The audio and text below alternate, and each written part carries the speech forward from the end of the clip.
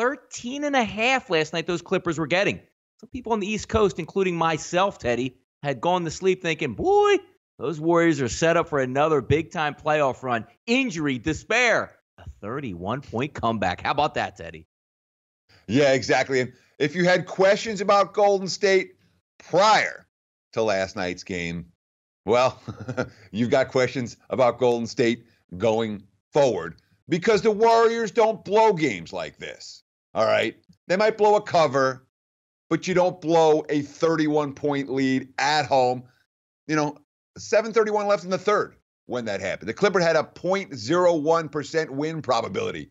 Of course, it was a Clips team, if you remember. In the regular season, they came back from 28 down to beat Boston on the road. Quote from Doc Rivers. It's who we are. We talked about that every time out. It's just who we are. Be us. We said it. Let's be us. Don't change. Keep playing the way we play. Steve Kerr's quote. We stopped playing. As soon as we got up 31, we shut down. Steph Curry, the wheels fell off. And of course, much of this had to do with Curry getting that fourth foul, which changed the rhythm, changed the rotations for Golden State, and allowed first Lou Williams to go nuts, and then the Clips to take advantage of that momentum and build on it through the fourth quarter. Because the first half of the fourth quarter, you're just wondering, well, can the Clips hang within the number? It wasn't until the latter stages we're like, oh my God, they might win this game. And in fact, they did. No, it's pretty crazy, Teddy, when you think about it, because, we're not talking about, you jump out to that early, it was a tough first quarter, 31-12, and you have the entire game to build on it. This lead got bigger and bigger and bigger, and obviously, as you see there with 7:31 left after the free throw, 94-63 with the best team in the NBA. One would think that the game would go into cruise control at that point, and the Clippers said, all right, well, we gave it our best shot tonight. Let's go back to L.A. and see if we can salvage and win Game 3. Talking about it from a betting perspective, Teddy, when you take a look at an epic collapse like this, because we see it, and we're going to review it just a little bit with the Philadelphia 76ers, who picked up their win yesterday, but talk about it a little bit from a betting angle, saying with the next game coming in, look, we blew a 31-point lead. We have to be on our P's and Q's. Can you use that to your advantage in the next game? Potentially, sure. But of course, the markets are going to react a lot to what the status is with DeMarcus Cousins. Cousins, there are big concerns about him. We haven't gotten the results of his MRI as we tape this morning, but there's concerns that he's going to be shut down, and that's the end of DeMarcus Cousins for this version of the Warriors. That will be a big impact in the betting markets if Cousins isn't available, especially if it's an extended period of time, which may mean that you got a little bit extra value on Golden State because Cousins, while he is a brilliant player, the Warriors have been every bit as good with him, without him, as they have with him this season. And if we see the markets react to Golden State's struggles last night and Cousins' injury, well, let's put it this way. I don't know that I want to be betting against the Warriors in Game 3. Teddy, Golden State obviously shaken up last night, looking to rebound, heading on the road in a tie for 1-1. We looked at it previous with the Philadelphia 76ers. They couldn't have had a worse performance on Saturday shooting-wise. And you said yesterday during the show, one of the comments was, I don't think they're going to shoot that bad the following time. Now, Monday night last night, fast forward, 51 points in the third quarter. Brett Brown rips into the 76ers at the half, and they sure show up. As we said, scoring 51 points on the way to a rout of the Nets. They shoot, Teddy, 56% in the 145. Yes. Team record 145-123 victory for those 76ers last night. Yeah, not much of a sweat for over-bettors in this one. Right side winner there. And I thought the Sixers came out and played a great first half offensively. Defensively, they didn't. And it was a one-point game at halftime. Well, they came out in the second half. That was a run at the start of the second half. 21-2. The first 4 minutes, they scored 21 points in the first 4 minutes of the second quarter, or third quarter, I say, and it got worse for the Nets after that. Jimmy Butler talking about the halftime speech for Brett Brown. Quote, he came in here and said a few cuss words. Shocked me a little bit, to tell the truth, but I like it. That's the type of energy I love. Make sure everybody did their job, letting them know we can't have it. It's not winning basketball. We came out and did what we were supposed to do. Marjanovic, quote, they said it was the angriest he's ever seen Brown. He's supposed to do that. He gave us that energy to show us what we could do, and that was dominant. I mean, that's third quarter. Everyone was making shots. Redick, Simmons, Marjanovic, Scott was hitting threes. Embiid was dominating. They finished plus 17 on the glass. Impressive showing from Philadelphia last night. Brooklyn looked a little bit outclassed.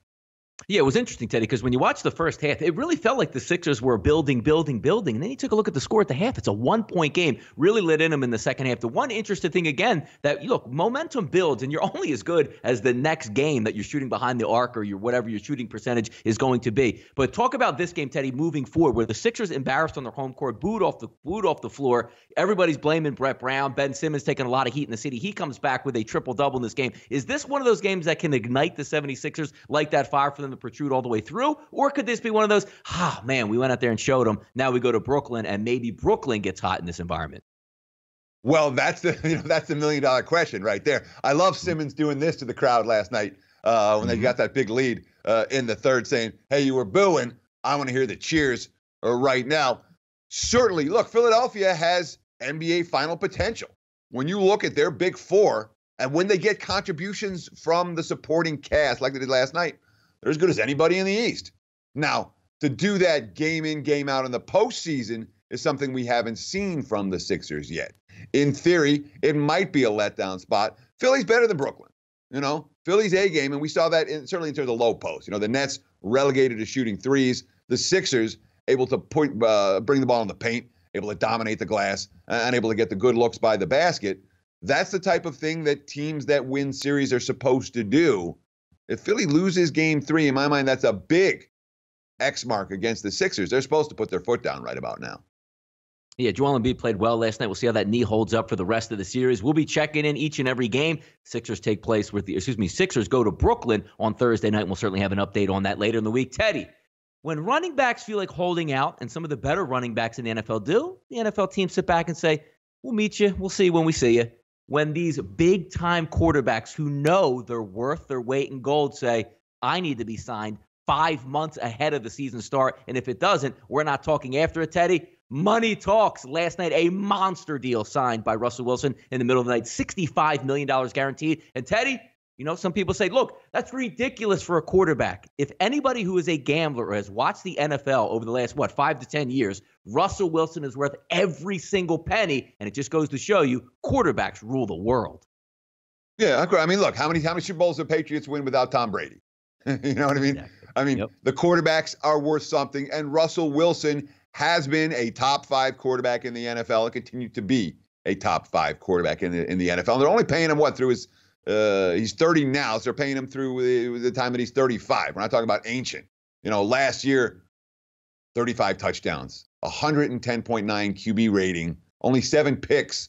Only Breeze and Mahomes had a better QB rating than Russell Wilson last year, and neither one of those guys is making the type of plays with his feet that Russell Wilson has played. He deserves every penny, if not more, and it was a smart move by the Seahawks to get the job done within Russell Wilson's window of it's not a window of opportunity. Russell Wilson's window of when I'm going to deal with the contract. Seahawks got it done. Correct move for Seattle. Hey, Teddy, Bobby Wagner sits at middle linebacker, one of the single best defensive players. If we take a look at the odds here, the Seahawks sit plus 225 to win the NFC West, plus 1,200 to win the NFC, and plus 2,500 to win the Super Bowl. Let's just say if Bobby Wagner wasn't there, how much do those odds actually change here, Teddy, in the offseason? I would say none.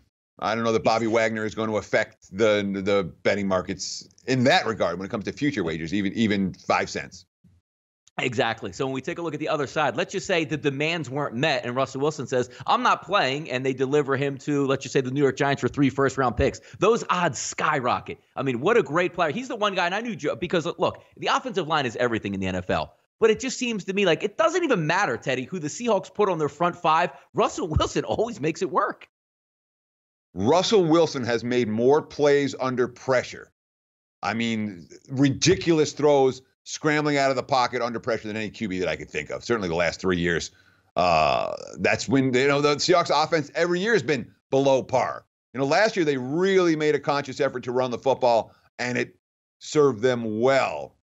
Of course, it was the first time they had a decent enough offensive line that they could actually get some penetration up front. More of that in 2019 in terms of offensive line play. And Seattle, once again, will be a dangerous team in the NFC West.